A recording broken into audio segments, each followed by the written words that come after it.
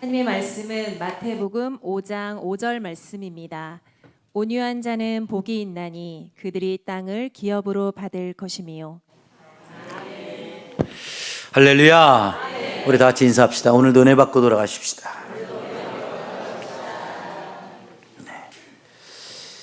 오늘 본문에 대한 말씀은 예수님께서 우리가 2주 동안 마음이 가난한 자 또한 애통하는 자가 복이 있다.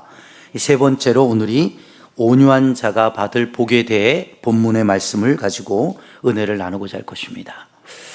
여러분, 이 땅에서 땅을 차지하고 땅을 상속받고 또 땅을 통해서 복의 주인공이 되기를 원한다면 하나님께서는 첫 번째 우리의 마음이 온유해져야 된다, 이렇게 기록해 주고 있다는 것이죠. 온유라는 뜻이 뭘까요? 온유. 우리 교회도 온유가 있습니다. 이게 온유. 근데 그 온유의 뜻이 있어요. 한번 볼까요? 온유. 온유의 뜻은요, 성격이나 태도 따위가 온화하고 부드럽다라는 거죠. 그래서 겸손과 온유로 사람을 대한다. 그러니까 이 온유라는 말은 또 겸손과 같은 맥락을 이어가고 있어요. 근데 반대말로 표현하면 이게 포악이거든요. 그러니까 온유의 반대는 포악이에요. 그러면 이 본문의 말씀을 통해 보면 온유한 자는 땅을 기업으로 차지하는데 포악한 자는 땅을 차지할 수가 없다, 이렇게 설명해 드릴 수 있겠죠. 자, 그러면 사람은요, 온유하기를 원합니까? 포악하기를 원합니까? 옆 사람하고 한번 물어보세요. 당신 요즘 포악해요? 온유해요? 한번 물어보세요.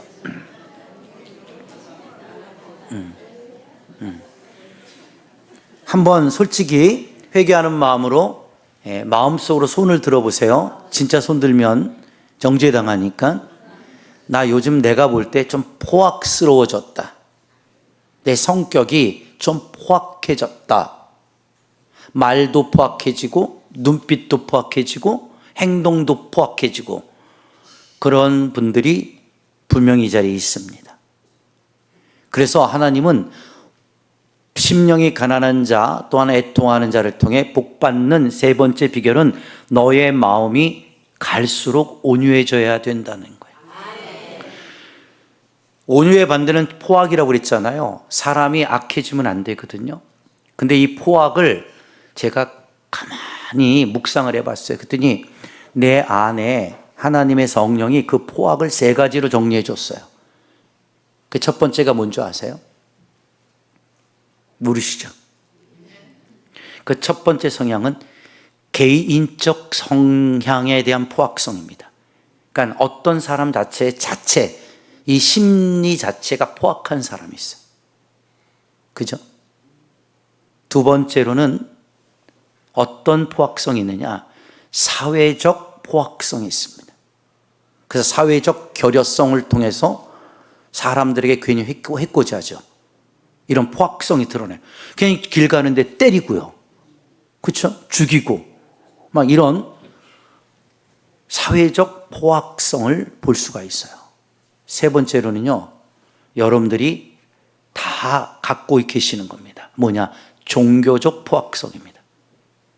그래서 어떤 분들은 사회적으로도 문제가 없고 개인적 성향으로도 문제가 없는데 교회 얘기만 하면 포악해지는 사람이 있어요.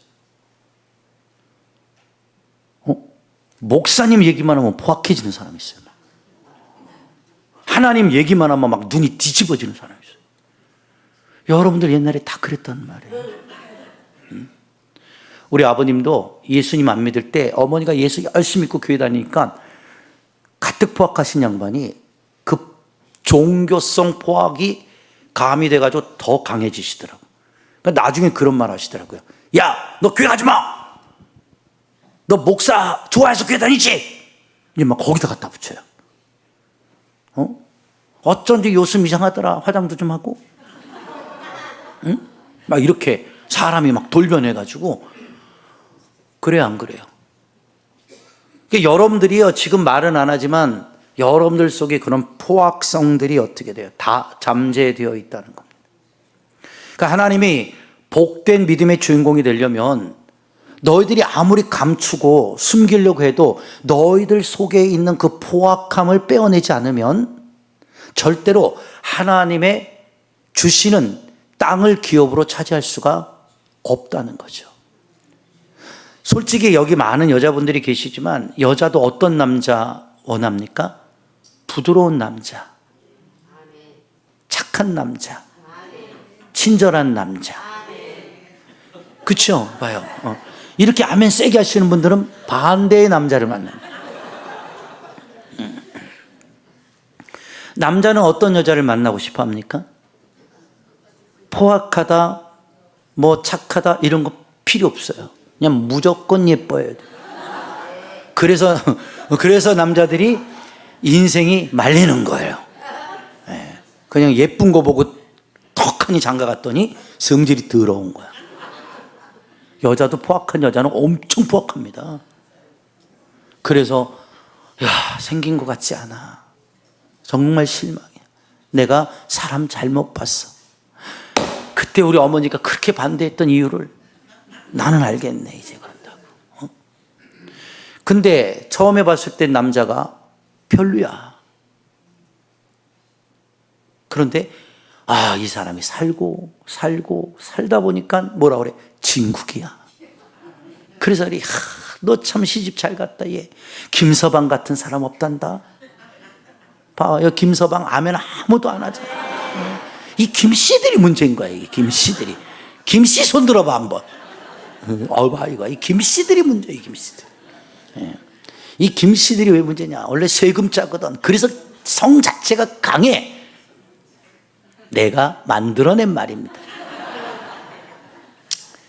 그런데 어찌됐든 이 사람이 강하면 옛말에 부러져 버려요. 강하면 깨져 버려요. 하나님이 우리를 복 주실 때 우리의 이런 마음과 사고관이 강하면 깨지고 부서지기 때문에 그 복을 담을 수 있는 그릇이 되질 않아요. 그래서 하나님이 우리를 때로는 이런 사회와 생활과 인생 속에서 이렇게 공굴리듯이 우리를 훈련시키는 거예요. 그래서 나의 그런 강함, 그렇죠? 깨지기 쉬운 그런 강성적인 마음들을 하나님이 이렇게 온유하게 만드는 거예요. 이렇게 부들부들 만드는 거예요. 여러분들이 저를 보실 때 저는 강할 것 같아요? 부드러울 것 같아요? 괜찮습니다. 한번 그냥 느끼시는 대로 한번. 강할 것 같아요? 부드러울 것 같아요? 네? 강할 것 같아요? 예, 맞아요. 빙고입니다. 얘가 강합니다. 무지 강합니다. 그래서 우리 어머니가 늘 울면서 기도하실 때 빼놓지 않던 기도 제목이 하나님, 우리 큰아들은 풀어주면 풀어줬지 휘는 성격이 아닙니다. 이런 아들을 어떻게 쓰시려고 합니까? 그랬단 말이에요. 그런데 이렇게 나이가 먹어가면서 인생을 우리가 한번 살짝 돌아보니까 하나님이 쓰시긴 쓰셔야겠고 내 성향은 강하고 사람이 좀 휠 때 휠 줄 알고, 그렇죠? 굽힐 때 굽힐 줄 알아야 되는데 그러질 못하니까 하나님이 나를 바꾸시는데 목회 25살에 하니까 나보다 더 센 인간들을 보내는 거야. 내 앞에. 이게 미술 용어로 데칼코마니라고 그래요. A를, 그쵸? 색칠해서 반을 딱 접어갖고 쫙 피면 반대편에 똑같은 A가 딱 찍히죠? 그걸 데칼코마니라고 그러는데 목회 32, 3년 하면서 느낀 게 뭐냐면 나 같은 데칼코마니가 너무 많이 나타나는 거예요. 내가 여러분에게 집사님 그렇게 하면 안 돼요 이랬는데 그 뒤에 어떤 인가 오냐면 목사님 그딴 식으로 하지 마세요. 이런 데칼코마니들이 오더라고요. 그러니까 막 감당하기가 어려운 거예요. 그래서 저 실수 많이 했어요. 우리 집사하고 막 멱살 잡고 싸우고 새 들어 교회 개척했을 때 주인이 하도 괴롭혀서 주인 두드러 패갖고 경찰서 갔다 오고 막 교회 집사 남편이 저녁만 되면 와갖고 시비 걸고 교회에다가 오줌 싸우고 하고 막 이래가고 저한테 걸려갖고 막 두들겨 패고 막 제가요 이렇게 다부져도요 싸움은 잘합니다.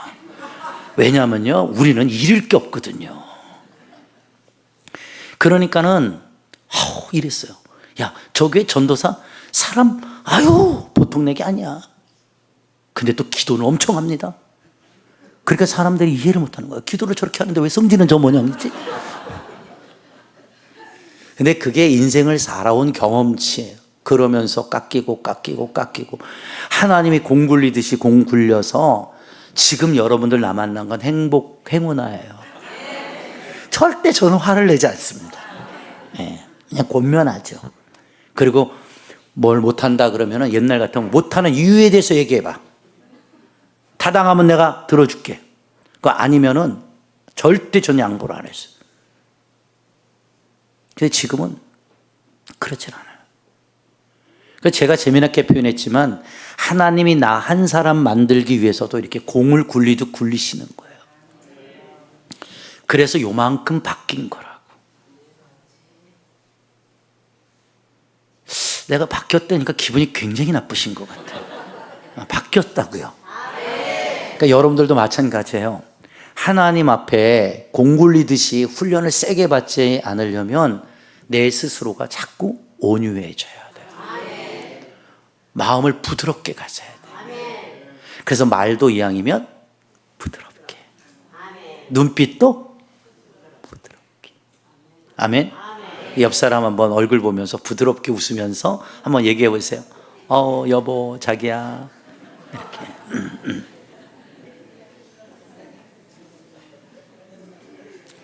그렇죠, 여러분? 여러분들 사람은 말을 하지 않아도 그 눈빛을 보면 그 사람의 심리적 상태를 읽을 수가 있어요. 그 사람의 낯빛을 보면 그 사람이 지금 행복한지 불행한지 금방 보여지게 됩니다. 그래서 저도 요즘 훈련 받는 것 중에 하나가 우리 집사람이 항상 아침마다 저한테 와서 여보, 오늘도 웃어요. 당신은 웃어야 예뻐요. 가만히 있으면 알지? 그래요. 그래서 내가 가만히 있어 봤어요. 그때 사진을 찍어주는데 진짜 심술맞게 생겼더라고요. 못돼 먹게 생겼더라고요.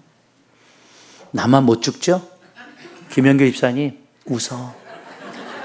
그렇게 웃어야 예쁩니다.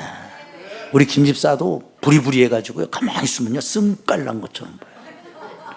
거기다 또 목소리 성악했고 똑바로 하세요 이러면은요 위협감을 이렇게. 여러분 똑바로 합시다 이러면은 너무 아름다워요. 그 사람이 온유해져서 손해 보는 경우는 있다 없다? 있어요. 왜 없어요? 손해 봐요. 온유하면요 사람 착하다 손해 많이 봅니다. 근데 인생을 살아보신 분들에게 물어보세요. 결국은 승리자는요 온유한 자가 승리해요. 영화도 보잖아요. 처음엔 조폭이요, 그렇죠? 힘있고 막 이런 덩어리들이 막 우세합니다. 상권도 빼앗고 돈도 갖고 막 좋은. 근데 모든 소설 영화 마지막은 보세요. 다 착한 사람이 이깁니다. 그걸 사자성어로 권선징악이라고 그러는 거예요. 권선징악. 결국 악은 징계를 받게 돼 있다. 그러니까 여러분들이 이 땅에 살아서 온유한 자는 따라하세요. 온유한 자는 손해를 본다. 그래서 여러분들 그 손해 안 보려고 강해지는 거거든요. 그래서 강하게 살려고 하는 거예요. 얕보이지 않고 미치지 않고 손해 안 보려고. 내가 착하고 온유하게 보이면 저 사람이 나 우습게 볼 것 같으니까 나도 점점 강해지는 거예요. 그래서 우리나라 사람들 가장 많이 쓰는 용어가 뭔지 알아요? 만나면 파이팅이에요. 파이팅. 미국 사람들 이 용어 이해 못합니다. 미국 용어는요 cheers예요. 그런데 우리나라는 파이팅이거든요. 근데 미국 사람이 처음에 한국에 와서 놀란 게 파이팅이 아니고 자꾸 싸우자고 그러니까 이 파이트라는 게 싸운 거잖아요. 이거 왜 쟤네들은 맨날 싸우자는 거야? 근데 우리나라 사람들은 그 문화적 차이가 있지만 그 파이팅이 뭔가 우리의 힘을 모아서 파이팅, 뭐 에너지를 쏟아내자는 의미지만 말 자체로는 싸우자는 거 아니에요. 자꾸 그렇게 쓰니까 이 나라가 싸우잖아요, 지금. 알겠어요, 여러분? 옆 사람하고 인사하세요. 싸우지 마세요. 다투지 마세요. 그래서 온유한 자는 그 다툼, 싸움을 좋아합니까? 싫어합니까? 싫어해요. 근데 어떤 사람은 싸우는 걸 굉장히 익숙해하고 싸우지 않으면 마치 소화가 안 되는 사람들이 있어요. 근데 별것도 아닌 것 같고 자꾸 싸움을 걸고, 별것도 아닌 것 같고 싸우듯이 말하고, 별것도 아닌 것 같고 막 싸움으로 번지고, 이런 현상을 여러분 사회에서만 보는 게 아니라 교회 안에서도 수없이 본단 말이에요. 그러니까 예수님께서 뭘 가르치는 거예요? 너 복 받고 싶으냐? 네. 그럼 뭐예요? 네 마음이 온유해져야 된다. 이 온유라는 말은요, 여러분 가난이라는 헬라어의 이 프토코스라는 단어와 똑같이 연결이 되어 있어요. 근데 이 온유라는 자체는 헬라어로 프라우스거든요. 이 프라우스라는 단어와 이 프토코스라는 단어가 같이 연결이 되어 있어요. 그런데 이 온유한 마음이 왜 가난과 연결이 됐을까? 이걸 해석해 보니까 보세요. 사람이 영육 간에 가난해지면 비굴해진다. 자, 돈 없으면 비굴해지죠? 맞아요, 안 맞아요? 자존심 상하는 일 많잖아요. 속상한 일 많아지잖아요. 그러니까 가난해지면 비굴해진다는 거예요. 그러니까 보세요. 인간적으로 볼 때 그 가난해지면 사람이 속상하고 비굴해지고 위축되어지는데, 하나님은 그 가난을 심리적 가난, 심령에 대한 가난으로 설명했지만, 이 본문의 말씀을 연결해 보면 이것은 생활 속 물질적 가난, 어려움을 말하는 거예요. 근데 그걸 왜 온유함과 연결을 시켰을까 보면 이렇게 해석이 돼요. 자, 보세요. 내가 가난해요. 내가 부족해요. 내가 어디가 아파요. 그래서 어디에서든 도움을 받을 수 없는 상태가 됐어요. 몸도 봐보세요. 어느 정도 내가 내 힘으로 이겨낼 수 있을 때는 의사를 의지하잖아요. 병원을 가죠. 그리고 약을 의지하잖아요. 그런데 의사도 손을 댈 수가 없어요. 어떤 약으로도 고칠 수 없어요. 그렇게 건강이 악화가 되고 가난해지면 사람은 비로소 뭐예요? 신이라는 존재를 찾게 된다는 거죠. 그걸 가난으로 표현했던 거예요. 그것을 온유와 연결시켰던 것이거든요. 그래, 이 말이 뭐냐면 너가 비굴할 정도로 낮아져야 하나님을 찾아올 거 아니야. 너가 정말 밑바닥까지 떨어져야 아무것도 할 수 없는 상태가 돼야 네 마음이 하나님께 구걸하듯 하나님께 도움을 청하게 될 거야. 이렇게 성경은 해석해 주고 있다는 것입니다. 그런데 가진 자들, 그쵸, 있는 자들, 힘 있는 자들을 성경에는 교만한 자라고 표현했거든요. 근데 이 온유를 겸손과 연관시킨 것은 교만한 자들의 속성을 설명해 주기 위해 그런 거예요. 그래서 예수님 당시 그 교만한 자들은 누구예요? 있는 자, 가진 자. 그렇죠. 종교적인 포악성을 가진 바리새인들, 서기관들, 사두개인들을 말하는 겁니다. 그들은 예수가 필요 없거든요. 이미 야훼라는 하나님을 가졌고 나의 조상인 모세가 율법이라는 것을 선물해 주셨고, 나는 뭐예요? 종교적 기득권과 특권을 가진 지금 바리새인, 사두개인, 백성들이 존경하는 종교자의 위치까지 올라간 겁니다. 그러니까 나는 아쉬울 게 없는 거죠. 그 아쉬움이 없는 거예요. 가난함이 없는 거예요. 비굴할 정도로 처절하게 뭔가 하나님 앞에 의지할 만큼 상황이 되지 않는 거예요. 그래서 예수를 가까이 하지 않는 겁니다. 그러니까 그들의 생각 속에 뭐예요? 오히려 자기들의 영역에 침범해 오는 예수 그리스도에 대한 가르침을 어떻게 돼요? 반박하고 결국은 예수를 죽이려고 하는데 최선을 다하는 거죠. 왜? 내 밥그릇 지켜야 하니까. 그죠? 죄송합니다. 종교학적으로 얘기해 볼게요. 캐톨릭이 교황이 있잖아요. 모든 세상의 임금들이 교황 앞에 무릎을 꿇어요. 그 밑에는 수없이 많은 추기경들이 있죠. 사제들이 있고. 그런데 보세요. 그 교황이 결국 하나님의 권좌에 올라가 있다는 것을 우리는 부인할 수 없거든요.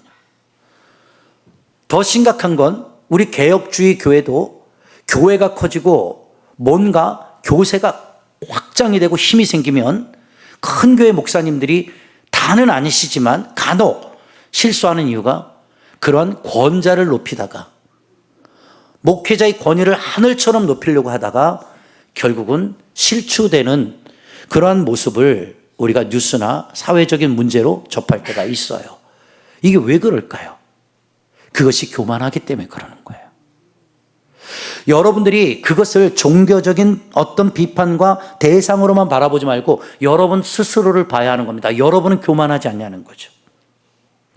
내가 이렇게 힘들고 어려운 상황 가운데 놓여 있음에도 우리가 부여하고 하나님을 정말 우리가 신뢰하지 못해요. 하나님을 의지하지 못할 때가 있단 말이에요. 그러니까 여러분들이 세상적으로는 너무나 바쁜데 제가 그랬잖아요. 하나님 앞에 나와 비굴할 정도로 나의 어려움과 나의 고통과 나의 힘듦을 토설하는 시간이 부족하다는 거죠. 조금 더 쉽게 설명해 볼게요. 부부간에도요, 연애할 때는요, 만나는 걸 자주 만나요. 그리고요, 하루 종일 같이 있어도요, 안 질립니다. 그리고요, 또 집에 돌아가서도 또 보고 싶어서 전화를 해요. 그게 연애예요. 그렇게 해서 결혼하는 거거든요. 근데 결혼하고 나면요, 사회생활이 힘든 건 다 똑같아요. 결혼 전에도 사회생활은 힘들었어요. 근데 사랑하기 때문에 그것을 다 이겨냈던 거였죠. 근데 결혼하고 나서부터는요, 그 사랑이 식죠. 그러니까 어떻게 돼요? 이제 부부간에 붙어 있는 것이 부담스러울 때가 있어요. 그러다 보니까 대화도 점점 줄어들죠. 뭔가 같이 하는 시간이 점점 소멸되어집니다. 그러니까 어떻게 돼요? 부부간에도 자꾸 어긋나는 거예요. 그래서 점점 강해지는 거예요. 싸우게 되고. 한 번 싸우고, 두 번 싸우고, 세 번.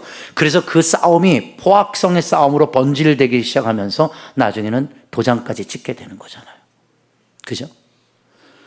이것을 영적으로 똑같은 거예요. 여러분들이 예수님과 성령 안에서 은혜 받고 주님과 연애할 때는요, 교회에 오는 게 그렇게 행복해요. 막 예배하는 게 너무 행복하고 아멘 안 할 줄 알고 있었지만 힘들어도 내가 오늘 하루 종일 막 세상 말로 노가다 뛰고 몸이 막 천근만근 무거운데도 하나님 앞에 와서 기도하고 가고 하나님과 대화하고 이 연애에 빠지면요, 막 보고 있어도 보고 싶고 듣고 있어도 듣고 싶은.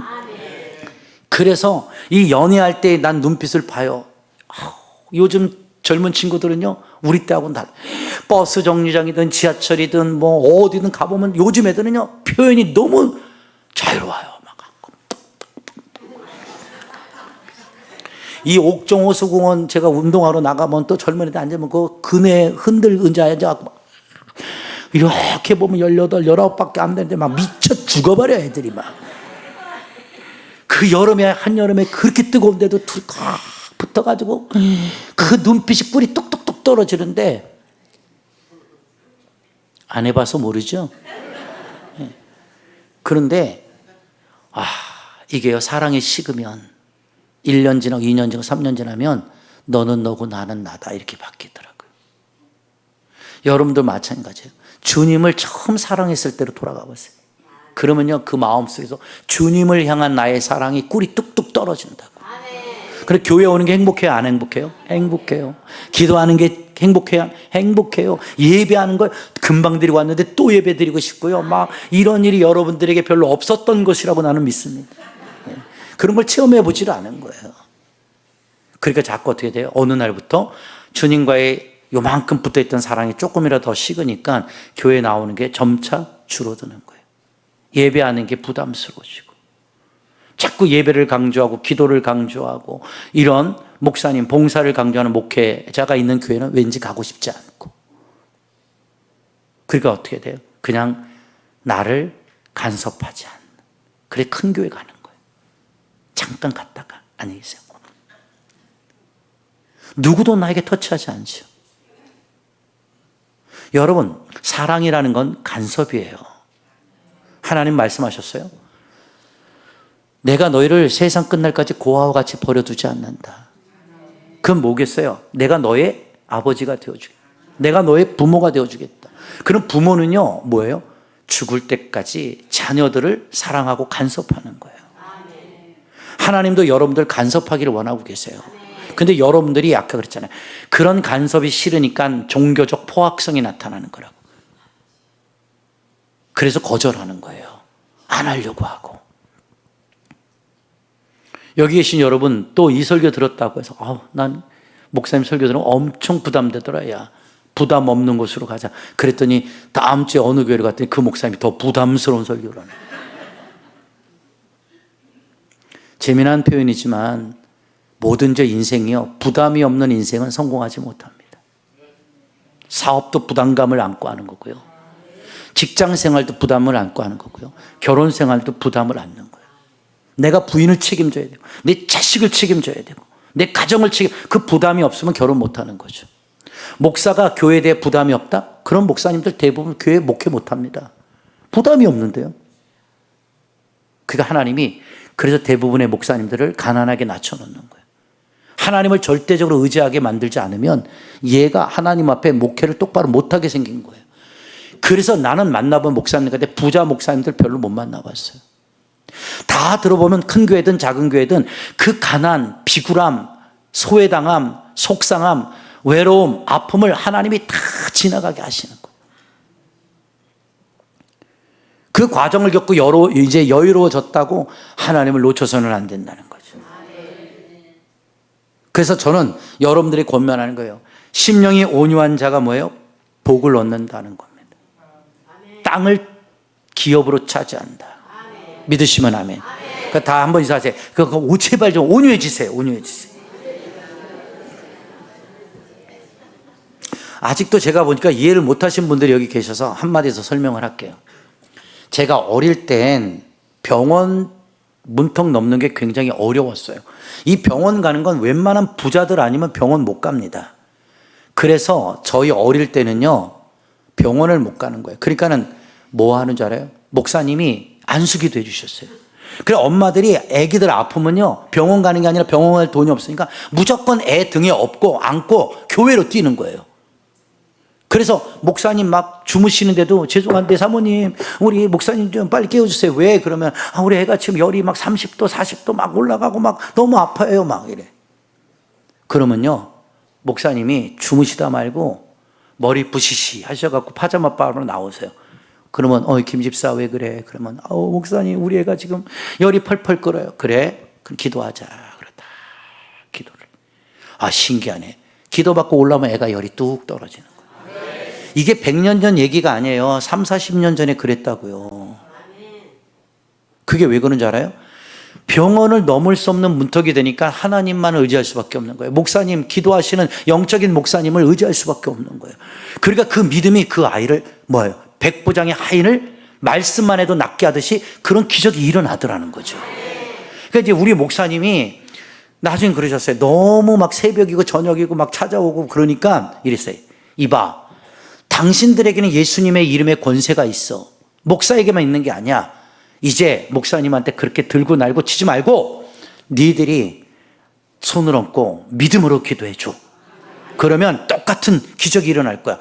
그랬거든요. 그랬더니 진짜요. 어머니들이 아버지들이 기도해 주니까 병이 낫기 시작하는 거예요. 그게요, 그 시대가 하나님의 능력이 강하게 임하던 시대가 아니에요. 지금도 마찬가지예요. 왜 그런 줄 알아요? 그때의 시대는 하나님만 의지할 수밖에 없는 상황이었던 거예요. 가난한 상황, 병원을 함부로 갈 수 없는 상황, 약을 함부로 살 수 없는 그런 상황이기 때문에 그 마지막 동아줄이 뭐예요? 하나님밖에 없는 거예요. 그러니까 하나님이 역사하실 수밖에 없는 거예요. 이것을요 제가요 베트남, 캄보디아, 중국 우리나라보다 더 가난하고 힘든 나라 가서 부흥회를 해보니까 진짜 너무 놀라운 일들이 일어나요. 그런데 지금 대한민국에는 그런 성령의 역사가 안 일어나요. 뜨뜻미지근하고 안 일어납니다. 왠지 아세요? 여러분들 죄송하지만 여러분 조금이라도 아프고 여러분 자녀 아프면 무조건 병원으로 뛰잖아요. 들쳤고. 그러니까 하나님 자리에 지금 의사님들이 다 앉아 계신 거예요. 약사님들이 다 앉아 계시는 거예요. 우리가 하나님을 의지하지 않고 의사님, 약사님들을 너무 의지하다 보니까 하나님은 하실 일이 없는 거예요. 거기에 의학적 수준은 너무 높아져서 수술도 기가 막히게 하죠. 그러니까 어떻게 돼요? 이제는 보험도 잘 돼 있어서 병원도 이제는 쉽게 가거든요. 그러니까 서울대학병원이나 이런 데가 한 해마다 너무 많은 환자들이 와서 적자예요. 보험이 너무 잘 돼 있어서 조금만 아파도 그냥 병원 가는 거예요, 어르신들. 그죠? 제가 여러분 잘 들어보세요. 병원 가는 걸 뭐라 하는 게 아닙니다. 병원을 갈 수 없는 상태가 됐을 때를 성경에는 겸손한 자의 모습으로 표현해 줬던 거예요. 그 갈 수 없는 상태가 돼야 하나님 도와주세요 이렇게 된다 이 얘기죠. 믿습니까? 근데 병원을 내가 내 돈 내고 마음대로 다닐 수 있다면 누가 하나님 우리 애가 지금 열이 38도입니다 내려주겠어요 이런 사람 없다니까 그냥 해열제 먹여 이러죠. 감기 주사 한 대 맞죠. 그러지 않습니까? 이게 하나님이 2000년 전에 쓰신 성경이지만 가르쳐 주시면 오늘날 우리가 그래. 너희들의 마음속에는 하나님을 의지하는 마음이 없구나. 그게 교만이라는 거예요. 사람을 의지하고, 그렇죠? 어떤 세상을 의지하고, 물질을 의지하고. 여러분들이 진정한 가난함의, 겸손함의 영적인 비밀은 하나님을 신뢰해야 되는 거예요. 하나님을 의지해야 되는 거예요. 여러분들에게 권면합니다. 너무 있잖아요. 병원 자주 데리고 약국 많이 가지 마세요. 그 약 자꾸 먹이면요. 여러 의사가 얘기해 줬죠. 뭐예요? 면역체계 무너집니다. 자생에 면역체계가 생겨나질 않아요. 그걸 뭐라 그래요? 항생제 오남용이 된 겁니다. 그래서 약을 평상시 많이 먹는 사람들은 나중에 항생제를 점점 써야 돼. 슈퍼 항생제를 써요. 그것도 안 들어요. 왜? 이미 어려서부터 우리가 너무 약을 많이 먹고 거기에 항생제의 면역 반응이 체계가 움직이질 않는 거예요. 의학적으로 얘기해 드릴게요. 암 환자들요. 항암 투여하거든요. 12번, 13번, 어떨 땐 16번 맞습니다. 그 항암 받아보신 분들은 알지만 죽습니다. 힘들어요. 그런데요. 그 항암제를 1차, 2차, 3차 받을 때는 효과가 있는 것 같아요. 근데 어느 날 가서 검사하면 이렇게 말합니다. 의사가 항암제 바꿔야 될 것 같습니다. 왜요 선생님? 이미 세포가 그 항암제에 면역이 돼버린 거예요. 더 이상 반응하지 않습니다. 그래서 다른 항암제로 바꾸는 거죠. 그래서 항암하다 죽는 거예요. 여러분들도 마찬가지라니까요. 이런 것들이 세상에 기록되어 있듯이 제가 여러분들에게 뭔가를 잘못했다고 지금 야단하는 게 아니라 본문의 말씀에 너희들의 마음의 진정한 교만은 하나님을 의지하지 않는 마음의 자세라는 거예요. 겸손은 뭐예요? 네, 이렇게 낮아지는 게 겸손이 아니라 어떤 상황에도 하나님을 의지하려고 하는 마음. 그게 겸손이죠. 그 성경은 겸손한 자는 붙드시고 교만한 자는 하나님이 내치시는 거예요. 한번 생각해 보세요. 내 자식들이 다 컸다고 엄마 필요 없어, 아빠 필요 없어 그러고 나가버리면 그 자식하고 앞으로 인연이 어떻게 연계될 수 있을까요? 여러분들이 하나님 앞에서 영적인 찔림을 통해서 오늘도 심령이 가난한 자의 이 자체를 통하여서 그렇죠? 이 온유한 자와 연결시킨 것은 너희들 하나님을 절대적으로 의지하는 마음의 자세를 잃어버리면 안 된다라는 거예요. 믿습니까? 그게 겸손이라고 여러분. 그래서 제가 그랬잖아요. 저 어릴 때는 목사님한테 수없이 찾아갔어요. 뼈가 어깨가 탈골되고 팔이 빠져도 목사님한테 찾아가서 우리 목사님 되게 힘드셨을 거예요. 내가 접고론도 아니고 정형외과 의사도 아닌데 근데 신기하게 우리 목사님 아무것도 몰라요. 근데 손잡고 주여 얘가 팔이 빠졌습니다. 너무 아파합니다. 예수 이름으로 이렇게 살살 돌리고 주여 하고 넣으면 쑥 들어가 버려. 그래갖고 우리 목사님 별명이 뭔지 알아요? 만능의사셨어요. 만능의사. 근데 그게 목사님이 만능의사가 아니라 그 당시에는 하나님이 그런 상황이 되니까 목사님을 통해서 치유케 하시는 거예요. 믿으시면 아멘. 그러니까 여러분들 어떤 일이 있어도 냅다 병원이나 의사로 뛰기 전에 하나님께 기도하세요. 하나님을 의지하세요. 그런 믿음이 하나님이 여러분을 보고 계시는 거예요. 여러분 오늘날 이 세상을 살아가는데 우리 힘들고 어렵잖아요. 그렇죠? 근데 하나님 앞에 힘들다고 말만 했지 하나님 앞에 나와 대화하는 사람들이 점점 적어들잖아요. 한국교회가 제발 진짜인가 아닌가 가보세요. 기도하는 교회 없어요. 하나님과 대화하는 교회 없어요. 예배도 점점 줄어들고요. 예배도 점점 안 나오고요. 죄송하지만 여러분들 정신 차리셔야 돼요. 나중에요. 여러분 언제 하나님 찾게요? 더 비굴하고 더 어려운 상태에 빠져야 너 나 찾을 거니? 너 나한테 나와서 부르짖을 거야? 그게 여러분 다른 거 없어요. 이 본문에 온유한 자가 복이 있다라는 자체는 하나님께서 뭐예요? 그 비굴한 상황을 통하여 겸손히 예수를 가까이 영접하라는 뜻입니다. 한번 볼까요? 마태복음 9장 9절 한번 가보도록 합시다. 여기에 이렇게 기록이 되어 있어요. 마태복음 9장 9절로부터 보면 예수님이 그곳을 떠나서 마태라는 세리, 이 세관에 앉아있는 세리를 만나요. 나를 따라라 그랬다고요. 그러니까 일어나 따라요. 그러니까 예수께서 마태의 집에 앉아 음식을 잡수시면서 많은 세리와 죄인들이 와서 예수와 그의 제자들과 함께 하잖아요. 보세요. 내 상황이 지금 보세요. 지금은 세리라면 세무사잖아요. 그 높은 연봉을 갖고 대우받는 직업이에요. 그런데 이 당시 때는 뭐예요? 세리잖아요. 이스라엘 백성들도 세리 싫어합니다. 로마의 앞잡이가 돼서 백성들 고요를 뽑아갖고 지돈 착복하고 세금 갖다 바치고 이런 뿌락지 역할을 했던 게 세관 세리였거든요. 그러니까 이 마태라는 사람도 굉장히 외로운 거예요. 나는 하고 싶어서 한 게 아니라 로마의 점령을 당하고 있으니까, 우리나라 일본에 점령당했을 때 내가 그렇잖아요. 친일파 되고 싶은 게 아니라 살아남으려고 일본에 붙어버린 거야. 그런데 오늘날까지도 이 친일파를 청산하자고 난리치지 않습니까? 그러면 이 마태는 누구예요? 친일파냐고 친노파파입니다. 똑같은 거예요. 붙어가지고 지금 전쟁 종살이 하면서 어려움 당하는 이 백성들에게 돈 빼내가지고 로마에다가 가서 아부하고 바치면서 자기는 그 뒤로 돈을 착복하는 그러한 불행한 인생을 살았던 사람이잖아요. 그런데 그런 세리에게 예수님이 찾아가시는 거예요. 그리고 너 나를 따라라 그러시는 거죠. 근데 이가 두말하지 그 따르는 이가 뭔지 알아요? 너무 힘들었던 거예요. 너무 외로웠던 거예요. 누구도 나한테 말 한마디 붙여주지 않는데 어떤 분이 오셔서 너 내 제자 되라. 그리고 나를 인정해주고 나를 따라오라 그러니까 야, 거기서 감동이 되는 거죠.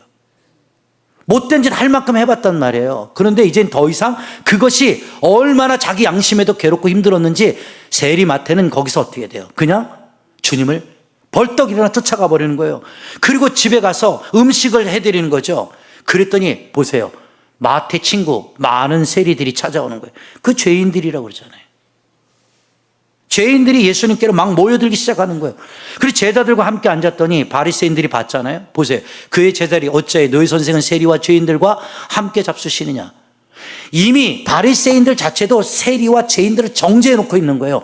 가장 나쁜 놈들, 인간 취급받지 못하는 이런 직종을 갖고 있는 사람들을 네 선생은 왜 쟤네들하고 밥 먹고 히히닥거리고 있느냐 이렇게 얘기하는 거죠. 그러니까 예수님께서 들으시죠. 건강한 자에게는 의사가 쓸데없단다. 병든 자에게는 쓸데있단다. 너희는 가서 내가 긍휼을 원하고 제사를 원치 아니한다. 보세요. 무엇인지 배우라 그랬단 말이에요. 내가 의인을 부르는 것이 아니라 죄인을 부르러 왔다는 거죠. 저와 여러분이 오늘 이 말씀을 가지고 마감을 짓도록 할게요. 다음 주에 이제 이후를 하고. 중요한 게 뭐냐면 우리가 세리고 우리가 죄인이라는 거예요. 누구도 나를 거들떠보지 않고 누구도 나에게 관심을 갖지 않고 세상에서 손가락질 당하고 밑바닥 정말 비굴한 인생을 살 수밖에 없는 나의 삶을 예수님이 어느 날 찾아오셔서 내가 너 사랑해. 너 내 제자가 되라. 너 나를 따라야 돼. 이러시면서 주님의 그 따뜻한 사랑, 그 은혜를 하나님이 베풀어 주셨다는 거죠. 거기서 외로웠던 세리마태 죄인들이 무너져 버리는 거예요. 여러분 그렇지 않아요?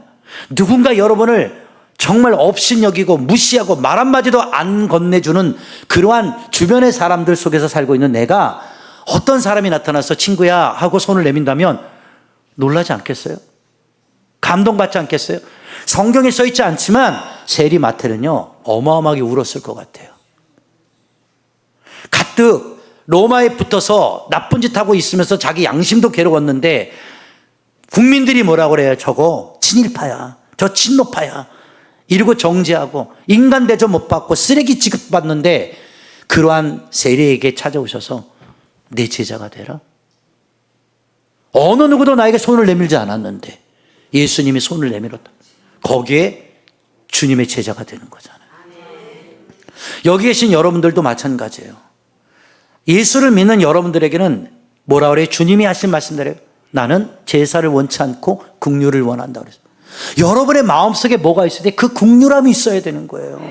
누구도 돌아보지 않는 자들에게 손을 내밀어 줄 줄 알아야 되고 누구도 관심을 갖지 않는 자들에게 관심을 보여줄 수 있는 그 그리스도인의 따뜻한 마음을 가진 것이 복음주의적 개혁주의적 신앙의 근본이 되어야 된다는 겁니다. 그것이 여러분의 마음속에 뭐예요? 생명의 씨가 되고 복음의 씨가 되어야 되는 거예요. 전도하는 목적이 뭐예요? 그 마음으로 하는 거예요. 우리 주변에는 그 세리와, 그쵸? 죄인들이 수없이 널려 있단 말이에요. 그들은 말을 안 하고 있지만 지금 현대인의 고독사, 그렇죠? 우울증, 공황장애, 이런 것들이 왜 일어납니까? 마음에 행복이 없기 때문에 그러는 거예요. 누구에게도 마음을 보일 수가 없는 거예요. 그래서 세상이 폐쇄되어 가는 거죠. 이런 어려운 세상에 예수님이 오신 거예요. 그리고 그 사랑으로 손을 내미신 거거든요. 우리가 새 생명 축제하는 이유도 바로 거기에 있는 거예요. 여러분들이 그 국률과 사랑의 마음으로 내민 손길 하나가 죽으려고 하는 사람을 살릴 수 있다니까요. 자살하려는 사람을 구원할 수 있고요. 모든 것을 절망과 좌절로 포기하려고 하는 사람들에게 소망의 손길이 될 수 있는 거예요. 옆 사람 따뜻하게 한번 손 한번 잡아주세요. 주님은 당신을 사랑하십니다. 믿습니까? 이게 교회의 역할이에요. 이게 성도의 역할이고 이게 우리들의 참 모습이 돼야 돼요. 아니 목사님 손 내밀었더니 탁 쳐버리던데요. 저 사람 너무 싸나워요. 그래도 여러분 어때요? 그 사람의 마음이 열려질 수 있을 때까지 꾸준하게 손과 사랑의 은혜를 내밀면 그 사람이 어느 순간 무너집니다. 무너져요. 믿습니까? 그래서 저와 여러분들이 오늘 이 온유한 자에 대해서 1편에 대해서 외우지만 이렇게 마음이 겸손해져야 돼요. 그리고 여러분의 마음이 국률로 채워져야 돼요. 그러면 모든 게 다 뭐예요? 행복하게 사랑으로 은혜로 보여지게 된다는 거예요. 자, 이제 끝났어요. 설교 오래 한다고 은혜 많이 받는 거 아니더라고요. 어저께도 줄에 엄청 깔끔하게 팍 끝나니까 다들 좋아하대. 엄청 좋아하더라고. 그래서 요즘 설교 엄청 짧게 하는 겁니다. 옛날에 12시 20분까지 설교했어요. 지금 12시만 끝내버려요. 좋죠? 네, 봐봐요. 아멘 세게 나오잖아요. 그래서 다음 주 연결해서 좀 듣고 오늘부터 기도하실 때 잠깐 손 얹고 기도합니다.